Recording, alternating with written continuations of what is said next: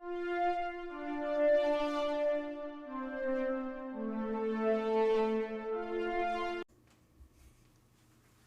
are happy to announce that this episode of the SWW show is partially brought to you by Humble Bundle. Well, not really. We are part of the Humble Bundle referral program, and we just wanted to say that if you like really cheap games and maybe helping charity pending the Humble thing going on, all you have to do is go to humblebundle.com/partner equals SWW. That's right, humblebundle.com/partner equals SWW. And you just do your normal stuff, and it just kind of helps us get a couple bucks here and there. Maybe it helps AJ get his lights, maybe it's Mike camera, maybe we actually pay Corey for helping us out. But again, if you're going to go buy games anyway, it might be worth checking out. Hello everyone and welcome back to one of these interview episodes of the SWW show. I'm Mike, and today with me some special guests. A special guest that will talk about a very interesting game. To get us started, do you mind introducing yourself and the game we're here to talk about? Yeah, sure. I'm Mariona Valls. I'm the co-founder and also art director at Mango Protocol, a video game studio based in Barcelona, Spain. Pretty much we are working on CLeM, our fourth game, and this is why I'm here, I guess. Yeah, we're here to talk about CLeM. So CLeM is very interesting to me because I was looking kind of on Steam, kind of some games that stood out, and the thing that stood out first to me, CLeM, was this very distinct art style. Do you mind kind of talking about kind of where this came from? This almost, I don't know how to describe it, almost like papery 2D meets 3D kind of look. Like where did this inspiration come from? Well, it's been a long journey because I started this style back in the university when I was studying fine arts, and I created, I don't know if I created, but I developed this style really influenced by the 90s cartoons and also 90s comics and that kind of stuff, the pop culture, right? So I made a more basic version of that I've been improving for, I think right now 12 or 13 years, something like that, and I'm really trying always to get better at art and what I'm doing. And making CLeM, for me, it's been a chance to experiment with the 3D lighting that Unity is the engine we are working on to make the game. Unity is offering me, so for me it's like a step forward in my creation and my skills. So this is like a natural step, I think.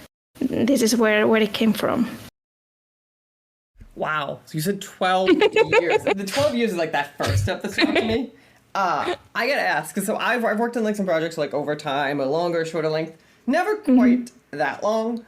Did you get tired of it, or is it kind of you have so many ideas that need to be come together? I understand it wasn't all making the game kind of in the game form, but from this idea and inception, kind of what's it like to work on something for that long?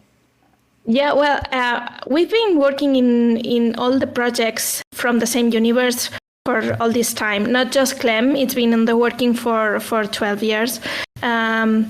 Maybe the first thing we thought about CLeM was in 2006, I think. So it's more than 12 years. It's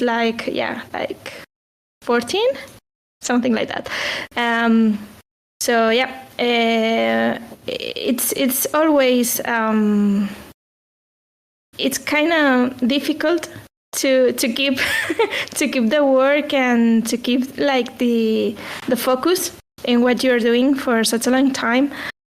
But for us, at least, the thing that we keep everything tied together, the thing that everything is connected, each of every one of the stories we craft is connected to the other stories we craft. It makes us the process less draining, I guess.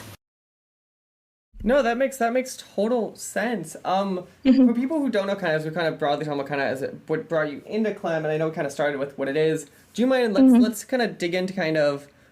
Imagine a new player kind of opens up the game, starts the game, or even like we talk about the demo, even that's on Steam currently. What is that like? What are they doing? Kind of what is this loop for the player? Yeah, well, you wake up as a plushie, as a ragdoll in a damp and dark cellar, and a voice wakes you and is telling you, hey, you wake up and bring me beauty.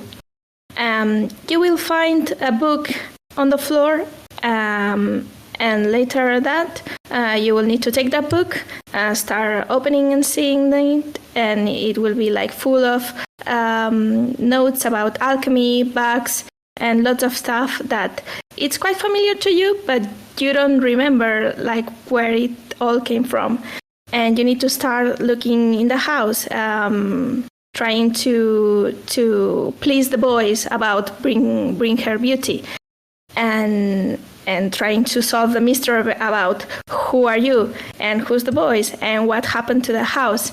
And this is like the core pitch about what is the first steps in CLeM. No, that sounds great.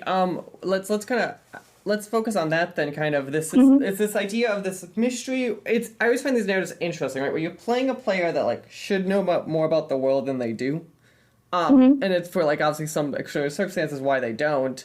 How did you guys kind of, while crafting this narrative, think of that problem where you're like, hey, the player has to be onboarded to this area and this location, but like the player they're playing has at least some familiarity with it? Like, how did you guys kind of balance that of like, oh, they're just going to learn the world through osmosis versus we have to teach them? Well, we try to introduce this concept about Puzzlevania, that through the puzzles you will gain this kind of skills that will let you discover and unlock the house, but in a slow pace. So we try to keep like the discovery the discovery of the things as much as we can, like make it going to the player, so they feel interested, but we don't spoil everything just in the first let's call it loop, the first part of the game. That makes a lot of sense. So yeah, we were talking about this is CLeM. What kind of, as development has kind of happened to you, kind of is that thing about this game or kind of something players do within it kind of has always stood out to you as like the like thing you explain to people kind of about it, right? Is there some mission that kind of stands out to you? Is there some location that you're always like, and this is why you should play this game? Well, I don't know. I don't know, because for me it's really, really special, but I don't know if people really can feel that, because it's based on my grandparents' house, and even the floor designs and the walls designs, some furniture, it's real. It's a part of the real world, and for me it's like super magic to see my grandpa's house living like forever in the internet, in a world that is digital forever. So I think that is a special moment that like, yeah, that is, because I always thought that, right, is like I always felt like, can I make or try to make a game of like my house growing up, or like using that as like a backdrop, but you did it. Yeah. How, I'm assuming you have like references of either their house or pictures or whatever, like how much do you feel it is accurate versus like the essence of what you feel that house is accurate? I would say 50%, because we need to make the game a game and playable, enjoyable, and my grandpa's house is like an actual house. It's really, really big, but not that big. The house in the game is plus 20 rooms. So maybe my grandpa's house, it's less than 20, maybe 15 or something like that. but I think that I capture the essence because I try to put like the woodwork of the windows and also the doors, also the paint of the color of the exterior wall is also my grandpa's. So I try to put like almost the essence, the minimum elements that it can be really like, oh, it's grandpa's house. So my brother and my father can absolutely tell like each of these elements, even though they are rooms that are absolutely fantasy for the sake of the game. So I've got to ask then, how, because I'm assuming you've probably showed some level of like the rest of your family. How do they feel? Like, is there something to like to them too, that same sense of, oh no, that is their house kind of? Do they kind of get that same sense? The parts they seen, they totally get it, but they didn't see the full game. Most of the game is already done. Right now we are doing the ports. So the game, it is done and waiting for some stuff to be done and to be published next year. But I'm waiting for the game to be like fully polished and fully finished to show my family the final result. And I don't know how they are going to feel about it, but I got like this feeling that they are going to be happy and they are going to be moved. But the visuals, of course. No, that is such an interesting. I'll be very curious. Like it is that sense of like, because like a lot of people, right? Like when we think of like the memories of stuff of the past, it's not really a one-to-one. It's kind of how it made us feel. So we kind of interesting, yeah. Especially like obviously you always want everyone to kind of feel an emotional connection to your game or something, but like especially for you, I feel like seeing what your family kind of sees or feels or thinks, I think will be a very interesting experience, kind of. And it's just so interesting to me kind of how you pulled off a thing that like I feel a lot of people kind of think about in that way of like how do we incorporate like childhood memories or certain like locations. I would like, this would be a cool spot for a story. And that, and also me. And also like the light, the memory I had from the light hitting a place in the house, I tried to recreate that. And maybe my father, he's not going to get that, but my brother, because we usually play together, I'm absolutely sure he's going to get that because we usually talk about our memories in our childhood, about playing that specific corner of the living room, and I think these kind of things, they're also important. Not just like your toy or something more like physical.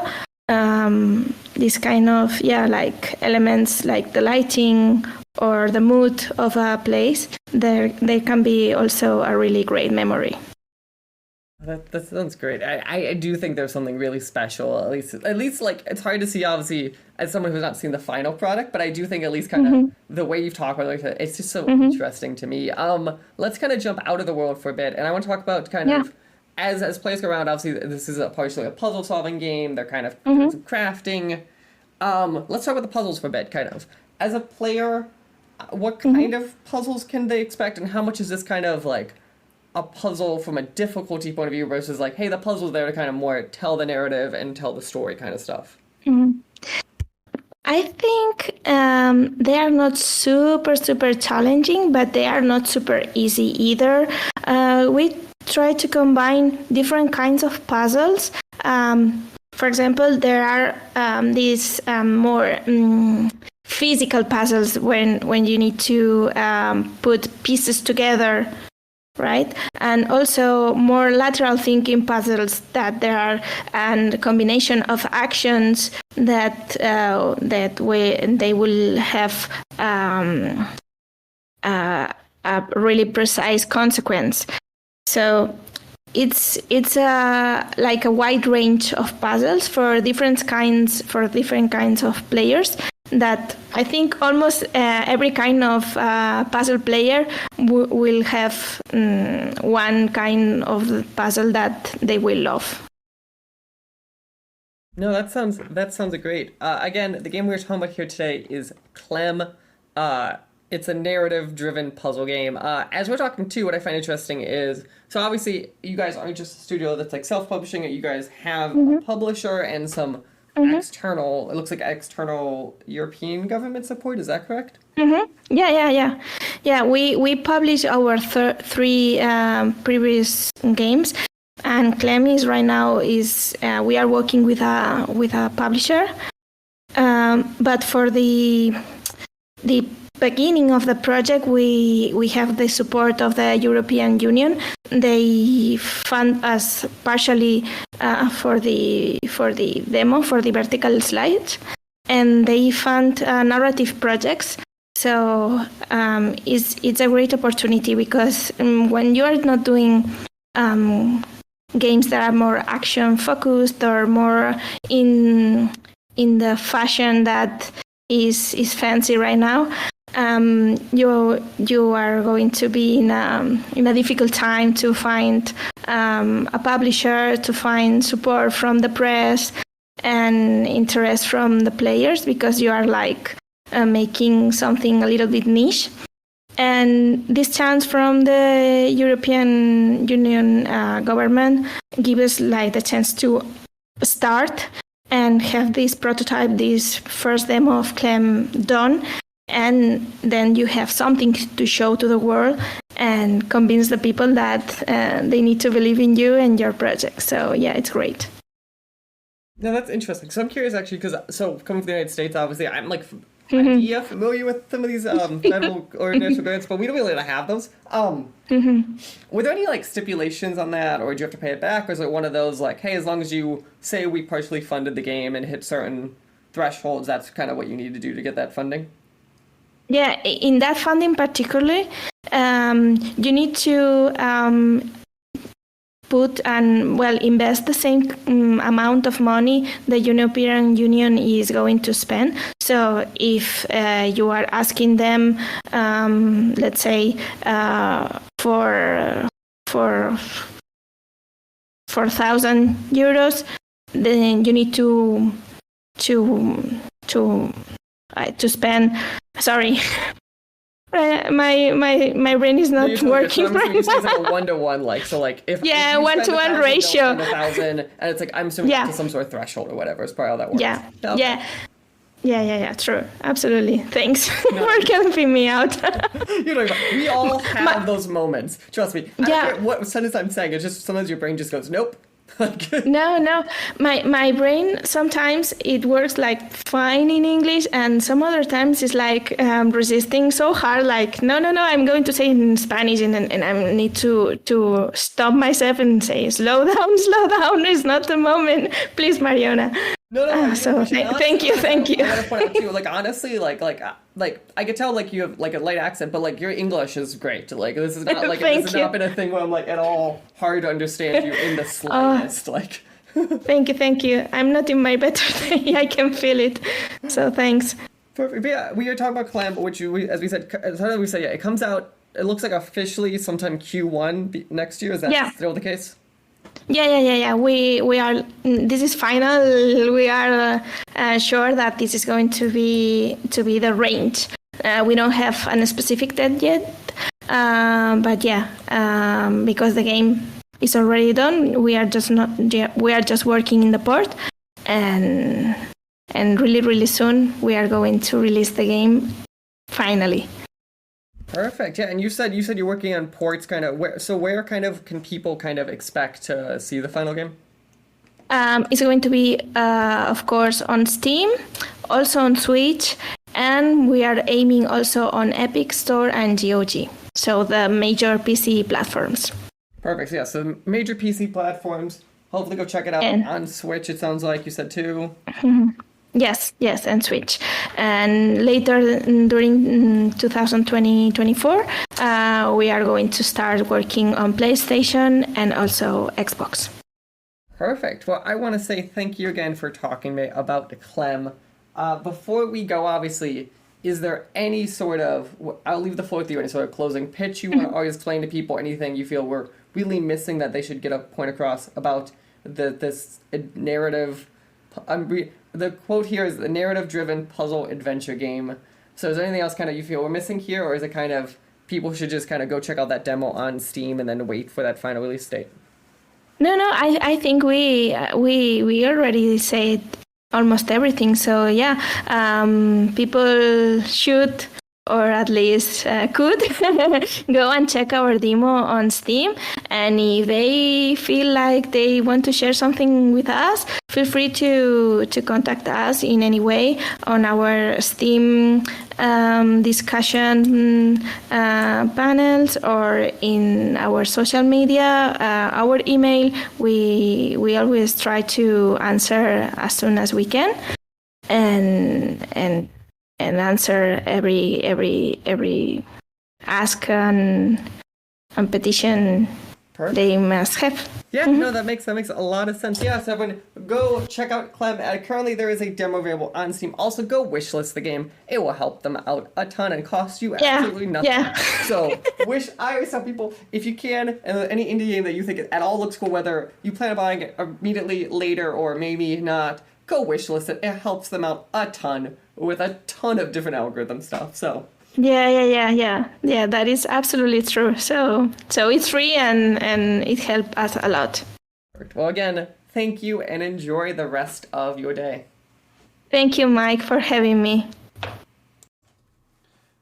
The SWW show and all of its affiliate podcasts are podcast by me, Mike Maroney, and AJ Losi, sometimes by contributors, including Corey King. You can follow the SWW Show on social media at the SWW Show, or sooner or later you go to patreon.com/SWW to help us out. Thank you. We hope you enjoy the rest of your day.